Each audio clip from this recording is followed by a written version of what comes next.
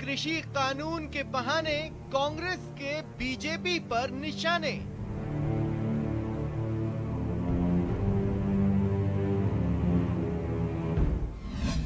PCC chief Govind Singh Dotasra ने कहा, महंगाई से आम जनता त्रस्त। आम आदमी जो केंद्र की महंगाई बढ़ाने की जो नीति है उसके कारण से पिसता जा रहा है और वो मन बना चुका है। डोटासरा बोले, कड़ी से कड़ी जुड़ेगी तो तेजी से होगा विकास। पीसीसी चीफ ने कहा, गहलोत सरकार ने बहाई विकास की गंगा।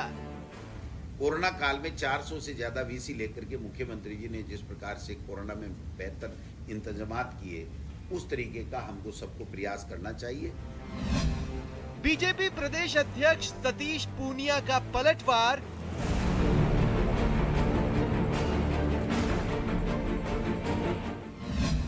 कानून व्यवस्था को लेकर सतीश पूनिया ने राज्य सरकार को घेरा कि राजस्थान की सरकार का इकबाल खत्म हो गया और इसलिए जब कोई उनका विधायक किसी भी बात के लिए धरने पर बैठता है तो शायद उस पार्टी को और सरकार को सोचना तो पड़ेगा। वल्लभनगर धरियावद में दोनों दलों ने उठाए अपने अपने मुद्दे। कॉन्फिडेंट हूँ, ज्यादा नहीं हूँ। दोनों चुनाव बहुत अच्छे वोटों से कांग्रेस पार्टी जीतेगी, बीजेपी नहीं जीत पाएगी। उपचुनाव में चलेंगे राष्ट्रीय मुद्दे या स्थानीय मुद्दों से तय होगी हार जीत। महंगाई वर्सेस कानून व्यवस्था की दुहाई। नमस्कार, बहुत स्वागत है आपका। प्राइम डिबेट देख रहे हैं आप, आपके साथ में जेपी शर्मा। आज प्राइम डिबेट में बात उन दो मुद्दों की जिनको सत्तारूढ़ दल और विपक्ष ने अपना हथियार बनाया हुआ है एक दूसरे पर हमले के लिए। महंगाई को लेकर देशव्यापी प्रदर्शन कर चुकी कांग्रेस रह रहकर भाजपा को 2014 की याद दिलाती है और अच्छे दिनों की परिभाषा पूछती है। महंगाई का मुद्दा 5 राज्यों के महत्वपूर्ण चुनाव में भी कांग्रेस के तरकश का महत्वपूर्ण तीर होगा और पार्टी का दावा है कि प्रदेश की 2 विधानसभा सीटों के चुनाव में भी इसकी बानगी देखी जा सकेगी। इधर भाजपा कानून व्यवस्था के मुद्दे पर सरकार पर लंबे अरसे से हमलावर है और दावा कर रही है कि उपचुनाव में कानून व्यवस्था पर जनता सत्ता पक्ष को जवाब देगी। बहरहाल उपचुनाव के परिणाम प्रत्याशियों की व्यक्तिगत छवि, सहानुभूति लहर और स्थानीय मुद्दों पर चूंकि लड़े जाते हैं, लेकिन फिर भी देखने वाली बात कुछ यूं भी होगी कि क्या महंगाई के मुद्दे पर मैदान मार पाएगी उपचुनाव में कांग्रेस, या लॉ एंड ऑर्डर के मुद्दे पर कमल खिला पाएगी भाजपा, या फिर स्थानीय समीकरण जैसा कि हमेशा होता आया है तय करेंगे हार और जीत।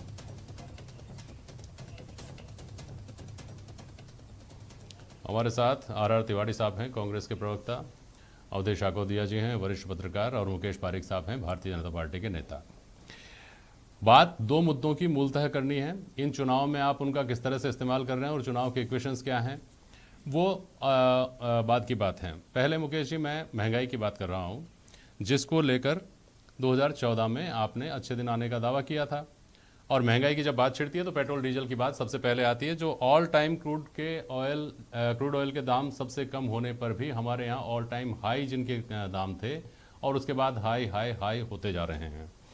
तो इस मामले में जब भी बात छिड़ती है, पहली बहस नहीं हो रही, आखिरी भी नहीं हो रही है इस मामले पे, जब भी बात छिड़ती है तो राज्य इसमें कितना हिस्सा ले रहा है टैक्स का, ये हवाला देकर आप इस बात को ख़त्म करने की कोशिश करते हैं, जिसमें भी बहुत सारे लक्यूना हैं। तो मैं आपसे ये पूछ रहा हूँ मुकेश जी कि इसके अलावा कोई दूसरा भी तर्क है तो पहले वो बताइएगा। देखिए, जो महत्वपूर्ण तर्क है कि पेट्रोल और डीजल के जो दाम हैं वो जब से कंपनियों के ऊपर निर्भर हुआ है, और जो पहले आपके ध्यान में होगा कि जो यूपीए सरकार थी उन्होंने जिस प्रकार से इसके ऊपर जो एक ये कहें कि कर्जा चढ़ाया था, या जो इन्होंने जो गारंटी ली थी, वो सारे उसके दुष्परिणाम ये हुए कि इन कंपनियों को अपनी दरें तय करने की छूट देनी पड़ी, और उन छूट देने के कारण कि अब जो भी रेट होती है वो कंपनियां तय करती है और उसी के अनुरूप पेट्रोल डीजल के दाम बढ़ते हैं।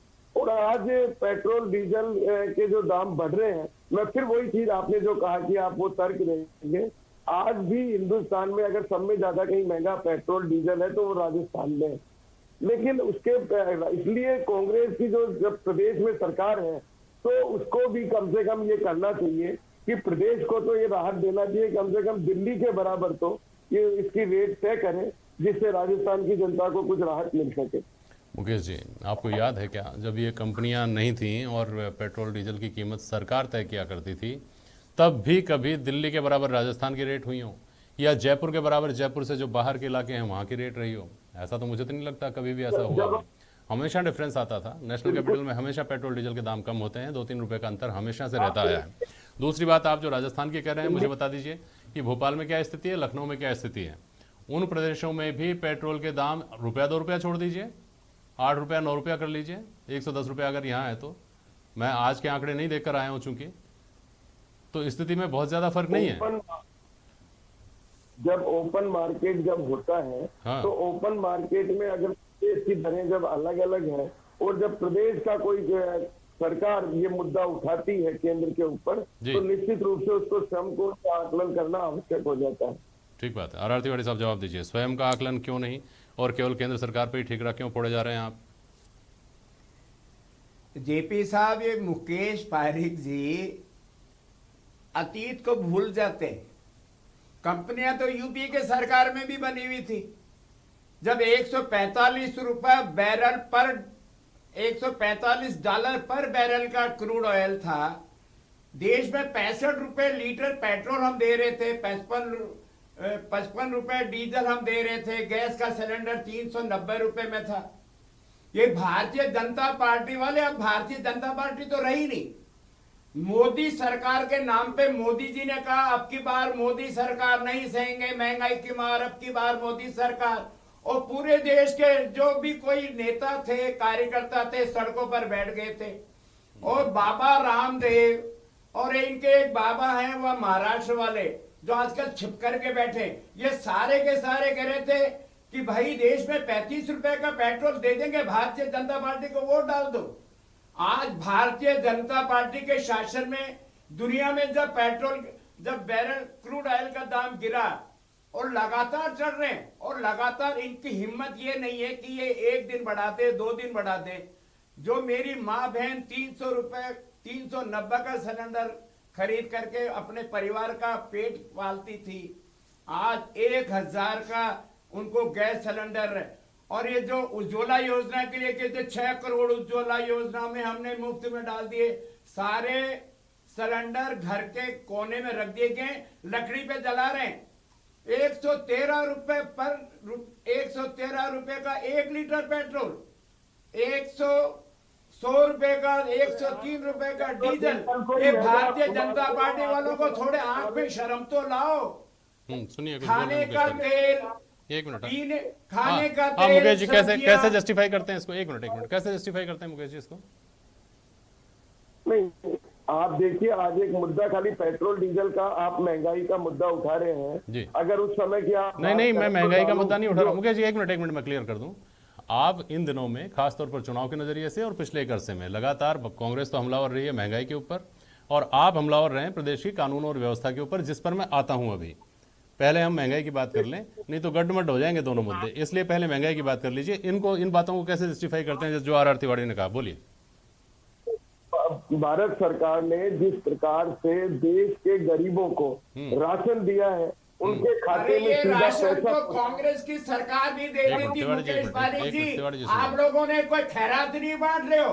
ये भारत के लोगों की जनता का पैसा खैरात में नहीं दे रहे हो। तिवारी जी सुनिए, आप पेट्रोल डीजल के भी आगे निकलिए। जिस प्रकार से उस पर आइए, बताइए मुझे। मैं पेट्रोल डीजल में पैसा निकाल कर लोगों के पास से और टैक्स के तौर पर लेकर, और फिर आप क्या करने जा रहे हैं वो जादू, वो समझाइए ना थोड़ा। नहीं, देखिए, ऐसा नहीं है। अगर इस देश में आपको कांग्रेस सिर्फ गरीबी हटाने का नारा देती रही और मोदी जी ने गरीबी हटाने के लिए कार्य किया, फर्क इतना सा है, वहाँ नारा था, यहाँ पर काम हुआ है। और आज ये दावा ये हर लोग जानते हैं कि गरीबों के जीवन स्तर में सुधार हुआ है। दरियाबाद और बल्लभ नगर एहसास करा देगा मुकेश जी। दरियाबाद और बल्लभ नगर के ऊपर आ जाएंगे। अरे मुकेश जी, मुझे तो ये समझाइए। मुकेश जी देखिए, 2 बात, बहुत क्लियर बात समझाइए मुझे।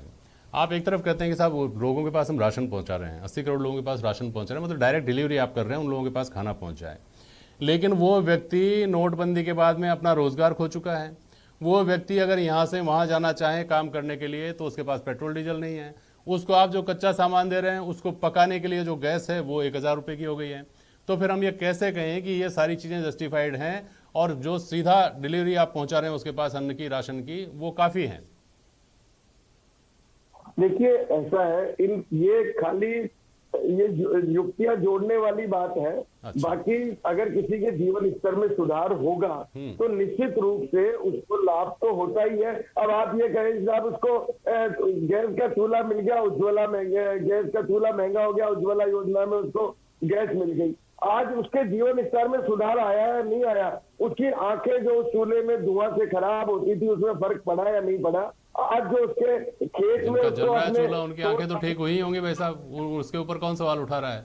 आर तिवारी और इनकी पार्टी तो ये सवाल उठा रही है कि वो गैस का चूल्हा जलाने लायक ही नहीं रहे, उनको इतना महंगा मिल रहा है कि वो जला ही नहीं सकते। खैर, अब मुकेश जी, मेरा सुनिए मुकेश जी सुनिए, मेरा सवाल ये है, जो जिस बात का आप लोग बार बार दुहाई देते हैं कि साहब पहले की सरकार ने ऑयल बॉन्ड्स खरीदे थे और इस तरह की चीजें थी, तो कोई समय सीमा तो इस देश को बतानी चाहिए कि साहब तब तक ये घाटा जो पुराना था, ये बैकलॉग था, ये खत्म होगा, इसके बाद ही राहत मिल पाएगी, उससे पहले हमारे हाथ बंधे हुए हैं, पहले वाले ऐसा काम कर गए, यही बताना चाहिए खुलकर कम से कम। देखिए, सरकार की प्रतिबद्धता है देश की आर्थिक स्थिति को सुदृढ़ करने का, और देश की आर्थिक स्थिति सुदृढ़ हो रही है। आप अभी देख रहे होंगे कि जिस प्रकार से हमारे भारत के अंदर, देश के अंदर निर्माण तेजी से बढ़ा है, मेक इन इंडिया का जो प्रभाव आया है, आपने देखा होगा कि जब कोविड आया तो पीपी किट का जो यहाँ पर कितना सा निर्माण होता था, हमारे देश में पूर्ति थी, पूरे हिंदुस्तान में नहीं बाहर भी थी। स्वदेशी टीका कोई सोच भी नहीं सकता था, कल्पना भी नहीं कर सकते थे। लोग कहते थे 5 साल में टीका आएगा, 6 साल में आएगा, लेकिन हमारे देश के अंदर टीका बना। आप जितने दवाइयों का, किसी भी चीज का आप निर्माण की जब बात करेंगे तो देश ने तरक्की की है। आज देश में जिस प्रकार से सड़कों का निर्माण हो रहा है, जब आप कहीं भी देश के अंदर सड़कों पर, जब रोड पर निकलते हैं तो आप देख लेंगे किस स्तर की सड़कों का यहाँ पर निर्माण हुआ है। आज कितने देश में हवाई अड्डे थे, कितने हवाई अड्डों का निर्माण हुआ है, मेडिकल कॉलेज देश में कितने थे, आज कितने देश में मेडिकल कॉलेज बने। आपको ये सब चीजें देखनी पड़ेंगी, आकलन करना पड़ेगा। आप खाली पेट्रोल डीजल के साथ अगर कल्पना करेंगे तो ये अतिशयोक्ति है कि कोई आप देश के विकास को अगर देख ही नहीं। मुकेश जी, मुझे सिर्फ एक ही बात करनी है मुकेश जी, मुझे कि खाली पेट्रोल डीजल को ही नहीं देखना चाहिए, सबको देखना चाहिए। बात सही हो सकती है आपकी, लेकिन ये साफ तौर पर कहा जाना चाहिए कि देश के विकास में योगदान दीजिए, विदेश के विकास के लिए पैसे की जरूरत है, ये पैसा यहाँ लगाया जाना है। पेट्रोल डीजल महंगा है तो ये राष्ट्र हित के लिए है, ये नहीं कहा जाना चाहिए कि नहीं साहब महंगा नहीं है, ये तो राज्य की वजह से महंगा है। ये कहने से बात बिगड़ती है। एनी हाउ, अवधेश अकोदिया जी, कोई भी सरकार, चाहे मोदी सरकार हो, चाहे केंद्र में दूसरी सरकार हो, चाहे राज्य की सरकार हो, कोई सरकार ये नहीं चाहती कि वो कोई इतना बड़ा अलोकप्रिय कदम उठाए या नीति रखे जो हर व्यक्ति को प्रभावित करती हो। निश्चित तौर पर केंद्र सरकार भी नहीं चाहती है। तो क्या समझ में आता है कि एक रिसर्चर के तौर पर, एक स्कॉलर के तौर पर, कि इस वक्त देश की कौन सी वो ज़रूरतें हैं जो सरकार की प्राथमिकताओं पर हैं, जिसकी वजह से सरकार इतना बड़ा जोखिम ले रही है कि अगर महंगाई की वजह से लोग उसके हाथ से छिटकते भी हैं मतदाता के तौर पर, तो उस जोखिम को भले ही बियर कर लें, लेकिन इन मोर्चों पर काम किया जाना जरूरी है। जेपी जी, देखिए, निश्चित रूप से जो आर्थिक स्थिति है देश की वो अच्छी नहीं है। कोविड आने के बाद तो और ज़्यादा खराब हो गई है। सरकार के पास लिमिटेड रिसोर्सेज हैं रेवेन्यू कलेक्ट करने के लिए, और जो पेट्रोल और डीजल हैं वो सबसे बड़े रेवेन्यू कलेक्शन के 2 साधन हैं। लेकिन उसमें भी जो एक्साइज ड्यूटी है उसको बढ़ाने की एक लिमिट होती है। इस सरकार ने पेट्रोल में जो एक्साइज ड्यूटी है वो करीब 300% बढ़ाई है, और डीजल में करीब 900% बढ़ाई है जी। तो इस इतनी बढ़ोतरी को आप जस्टिफाई नहीं कर सकते। जो लॉजिक दिया जाता है वो लॉजिक गले नहीं उतरता है। आप कहते हैं कि यहाँ से जो पैसा आ रहा है उससे फ्री राशन दिया जा रहा है, वैक्सीन दी जा रही है, ये तो ठीक उसी प्रकार का हो गया जैसे किसी का आप पैर तोड़ दीजिए और उसे आप बैसाखी थमा दीजिए, किसी का खून चूस लीजिए, उसे आप विटामिन का कैप्सूल दे दीजिए। ये जस्टिफाई नहीं है। और आपने बिल्कुल वैलिड पॉइंट उठाया कि जब वहां पर इस तरह से 300% और 900% एक्साइज ड्यूटी बढ़ाना ठीक है, उसको आप जस्टिफाई मानते हैं, तो यहां पर आप डिमांड क्यों करते हैं कि स्टेट गवर्नमेंट यहां पर वेट कम कर दे। और राजस्थान में आप पिछली सरकारों का एग्जाम्पल देख लीजिए, जिस भी दल की सरकार रही है यहां पर वेट ज्यादा ही रहा है हमेशा बाकी राज्यों से।